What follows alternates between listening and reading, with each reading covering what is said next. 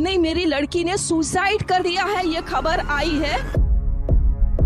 हाथ जोड़ती रही माँ बाप, हाथ जोड़ते रहे, हमें एक बार दिखाओ, हमारी बच्ची का मुंह एक बार दिखाओ। हमको नहीं दिखाया गया। The horrific Kolkata rape and murder of a junior doctor was found dead inside a government-run medical college and hospital's seminar hall in Kolkata. बच्ची का शरीर में कोई कपड़ा नहीं था, पैर दोनों राइट एंगल में मिला गया।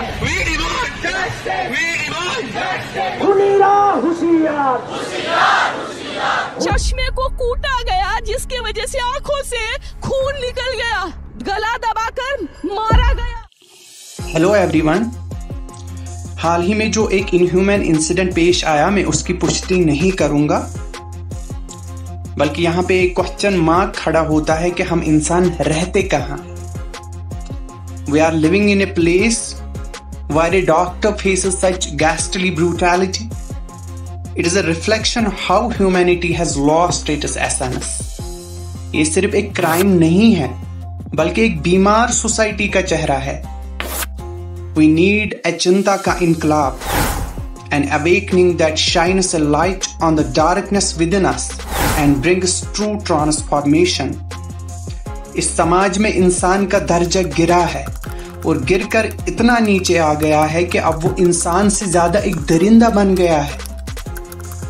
If we see today, we live in a world where humanity wears a mask.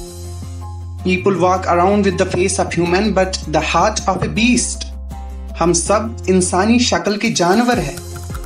This incident is not an isolated event. It is a symptom of a much deeper diseases which we should know. ये समाज सिर्फ इंसानों का मजमुआ नहीं, बल्कि एक factory है जो इंसानों को दरिंदा बनाने में माहिर है। हर घर, हर स्कूल, हर मंदिर, हर मस्जिद एक ट्रेनिंग सेंटर बन चुका है। इवन सोसाइटी का हर एक इंस्टीट्यूट जहां इंसानों को कंडीशनिंग के नाम पर अपनी असली फितरत से दूर कर दिया जाता है। बचपन से ही हमें ये समाज एक फिक्स्ड पैटर्न में डाल देता है। हम सोचना भूल जाते हैं, महसूस करना भूल जाते हैं, अपनी इंडिविजुअलिटी को खो देते हैं। इस ट्रेनिंग का नतीजा ये है कि हम इंसान के रूप में दरिंदा बन जाते हैं। दरिंदा कौन है? वो जो अपनी फितरत के साथ नहीं जीता। और आज का समाज ऐसा उभर के आया है जहां पे हर एक इंसान को अपनी फितरत से दूर लिया जाता है। इस फैक्ट्री से निकला हुआ इंसान बस मास्क पहनता है इंसानियत का। असल में वो इंसान नहीं होता। वो एक ऐसा मास्क लगाता है जो उसे सिविलाइजेशन और एजुकेशन का टैग दे, लेकिन अंदर से वो एक दरिंदा होता है। ये समाज जो अब इंसानों को जानवर बनाता है, उसके साथ खत्म होने वाला है। लेकिन पहले हमें ये समझना होगा कि असली फसाद की जड़ क्या है।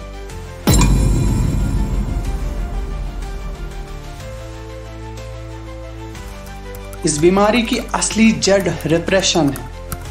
जब समाज हमारी हर इच्छा, हर भावना को दबा देता है, जब एक छोटी सी बच्ची को यह सिखाया जाता है कि उसकी हंसी जोर से नहीं सुनाई देनी चाहिए, तब रिप्रेशन शुरू होता है।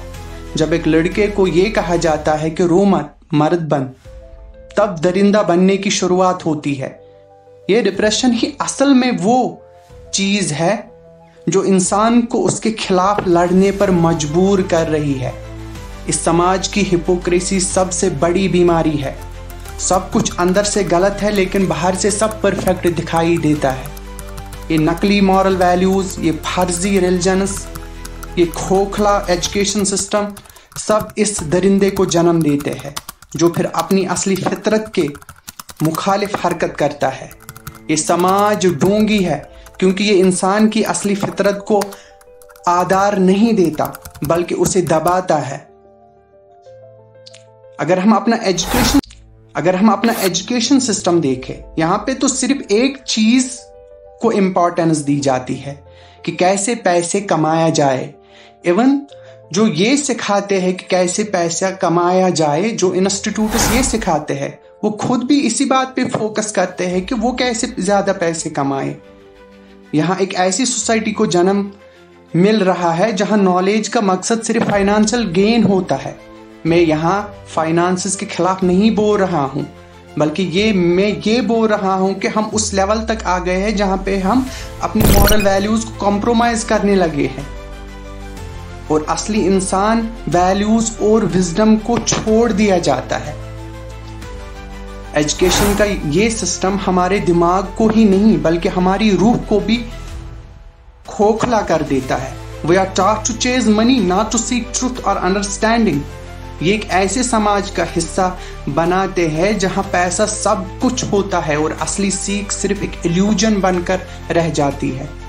आज का एजुकेशन सिस्टम एक ऐसा मशीन बन चुका है जो सिर्फ पैसा कमाने के स्किल्स डेवलप करता है, न कि इंसानियत और समझदारी को। इंस्टीट्यूशंस भी इसी चीज पर ध्यान देते हैं कि कैसे मैक्सिमम प्रॉफिट कमाई जाए, न कि कैसे एक इंसाइटफुल और कंपैशनेट ह्यूमन हम बनाएं। उन टीचिंग्स को प्रमोट नहीं किया जाता। अगर हम रिलीजन्स देखेंगे हमारी सोसाइटी में, धर्मों को हम सिर्फ एक थ्योरी समझकर सीखते हैं, लेकिन धर्म का असली मकसद, रिलीजन का असली मकसद होता है कि रिलीजन को एक्सपीरियंस करना। Religion should be an experience, not just a set of beliefs. लेकिन इस सोसाइटी ऐसे धर्म को टीच करती है जो लोगों को एक दूसरे से लड़ाने और डिवाइड करने का काम करता है। धर्म को सीखने की जगह हम उसे एक टूल बना देते हैं जो इंसान को इंसान से लड़ाने के लिए यूज होता है। Instead of bringing people together, it often drives them apart. Religion should unite, not divide. धर्म का असली मकसद, रिलीजन का असली मकसद एक एक्सपीरियंस है, न कि एक डॉक्ट्रिन।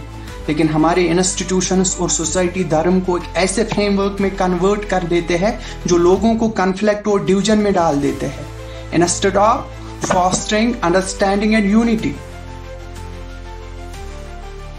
लेकिन इस बीमारी का इलाज है और वो है चिंता का इनकलाब, जिसकी शुरुआत इस चीज से होती है, by breaking the conventional norms of society.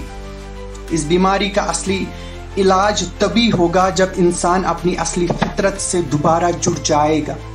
ये कोई बाहर का इनकलाब नहीं है, ये अंदर का इनकलाब है। हर एक इंसान को इनकलाबी बनना पड़ेगा।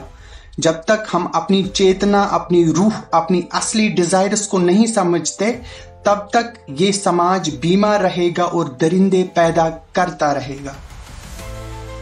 Meditation, love, awareness, these are the medicines for society sickness. जब इंसान अपने अंदर के सच का सामना करता है, जब वो अपनी हर रिप्रेशन को तोड़कर अपनी असली रूप को अपनाता है, तभी वो इंसान बनता है। Meditation is the key, a journey within, where the true self is rediscovered. जब तक इंसान अपनी असल फितरत को नहीं पहचानता, ये समाज बीमार ही रहेगा। मगर जब एक इंसान अपनी चिंता से जुड़ता है, अपनी चेतना से जुड़ता है, तो समाज ठीक होने लगता है। इस समाज को बेहतर बनाने का एक ही तरीका है, हर एक इंसान अपने अंदर एक छोटी सी क्रांति लाए। जब तक हम अपने अंदर ये बदलाव नहीं लाते, तब तक ये दरिंदे पैदा होते रहेंगे। ये समाज तभी ठीक होगा जब हर इंसान अपने अंदर के प्रेम, चेतना और असली डिजायर्स को खुले आम अपनाए। ये खोखला समाज अपने आप गिर जाएगा और उसकी जगह एक नई दुनिया बनेगी, एक ऐसी दुनिया जहां इंसान इंसानियत से जीते हैं, नफरत और दरिंदगी से नहीं। ये सफर आसान नहीं है, ये सफर जरूरी भी है।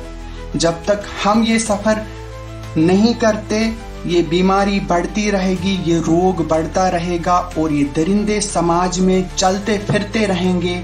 और असली इनकलाब वो है जो अंदर से शुरू होता है।